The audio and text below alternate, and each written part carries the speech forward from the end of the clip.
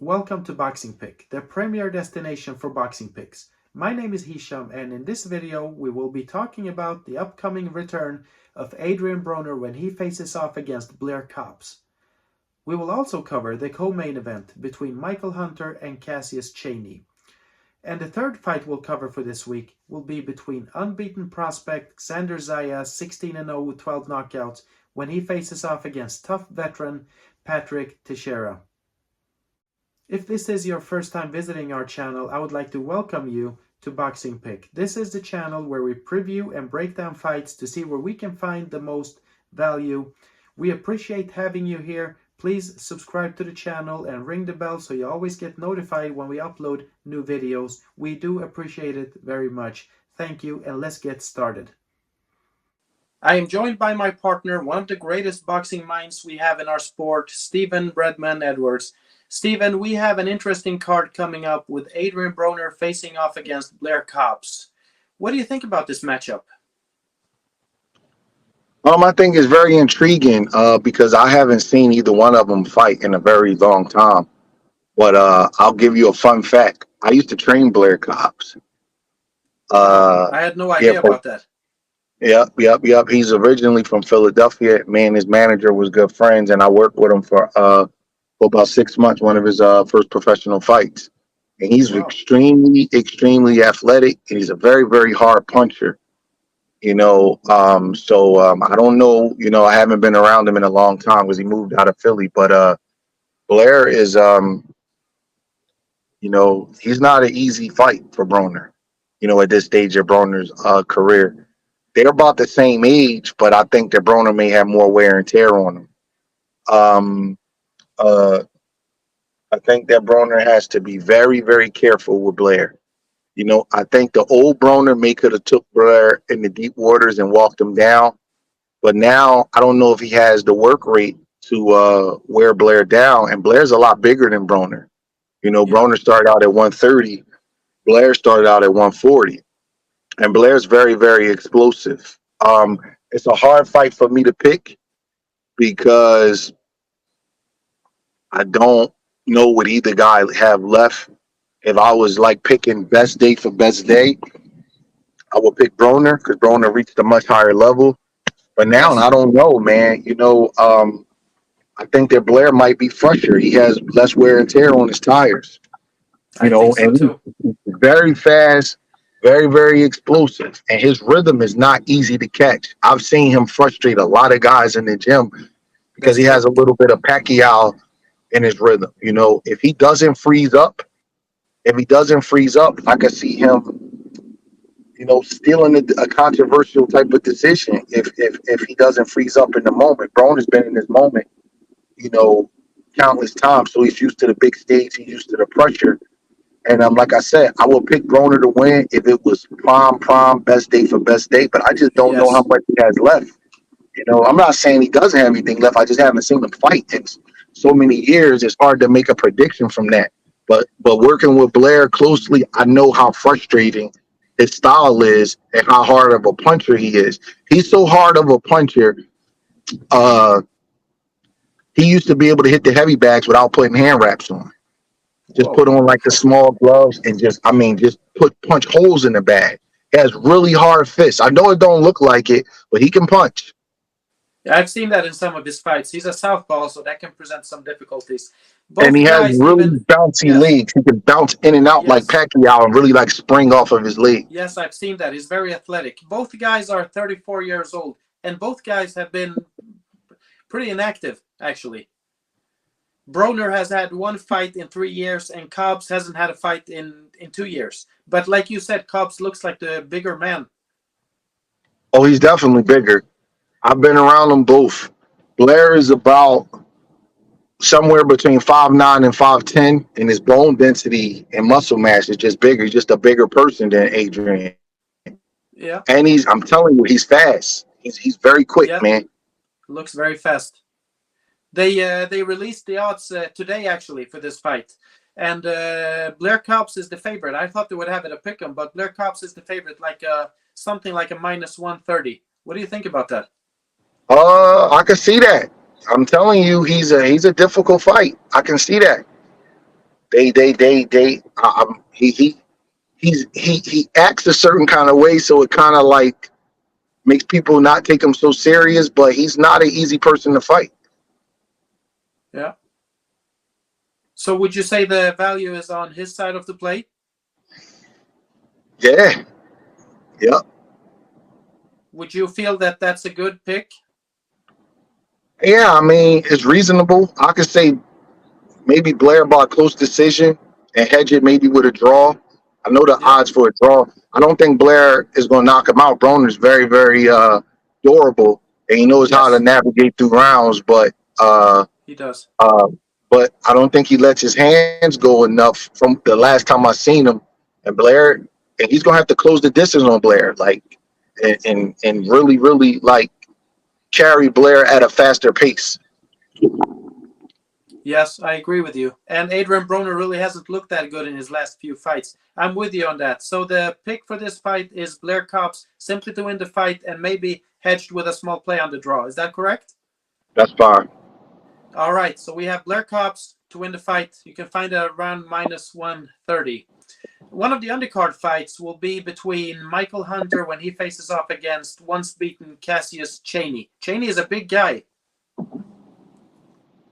Yeah, he is. What do you think? Uh, What do you think about this matchup?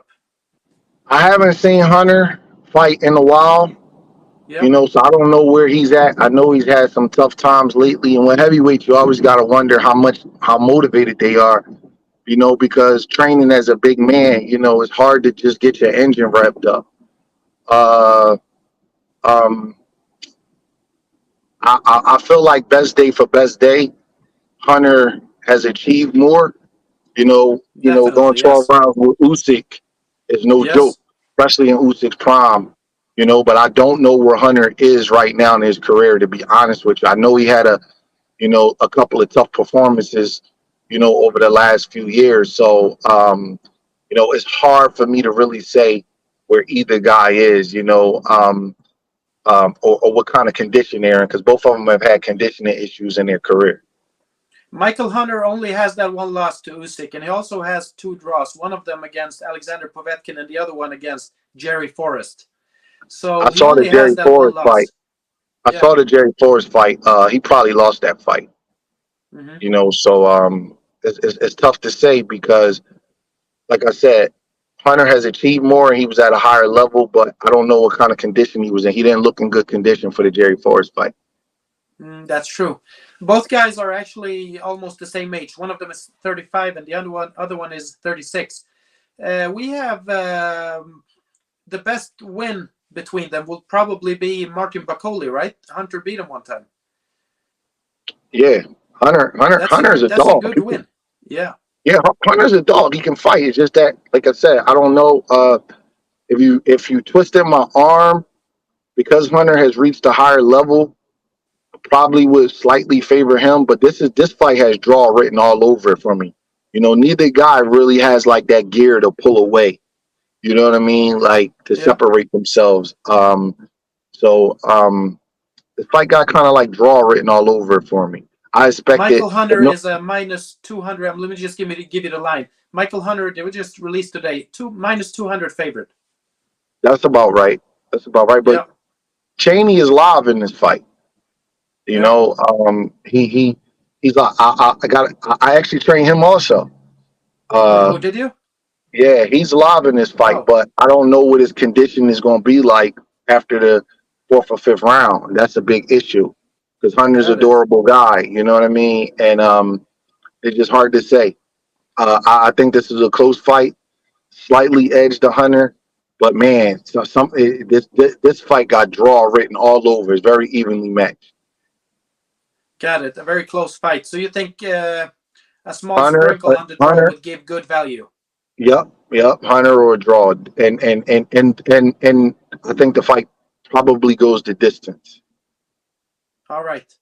Thank you very much for that, Stephen Breadman Edwards. And the last fight we're going to talk about on this show for this week will be on another card this weekend between Xander Zayas when he faces off against veteran Patrick Teixeira. Xander Zayas is a young guy. He's been, highly touted as a big thing coming. Are you impressed with his talent, or is he too much hype? I won't call him too much hype, but I don't like when guys have to, get compared to Tito Trinidad and Miguel Cotto. That's what You they know, said. sometimes when guys, Puerto Rico's has a great boxing tradition, but Wilfredo Gomez and Tito Trinidad and Miguel Cotto, those guys are all-time great fighters. And I think Xander needs to just, people need to just let him just be Xander. The Tito comparison is just not fair. He's just not as developed as Tito at the same age. Tito was already a world champion by the Yeah, time he was Xander's age. You know what I mean? And he was already about to crack pound for pound list. It's just two totally different fighters, and it's just not fair to him. I agree with you. It's just not. Tito is a once in a lifetime, once every um, era kind of fighter. Once every 10 years, a guy comes along. Yeah, what do you have? 15 defenses of his welterweight title, moves up to 154, unifies, Yeah, goes up to 160, wins the title. Like that's a great fighter, man. You know what I mean? You can't name 10 welterweights in history got a short shot of beating Tito Trinidad. And in my opinion, he's one of the best junior middleweights I've ever seen.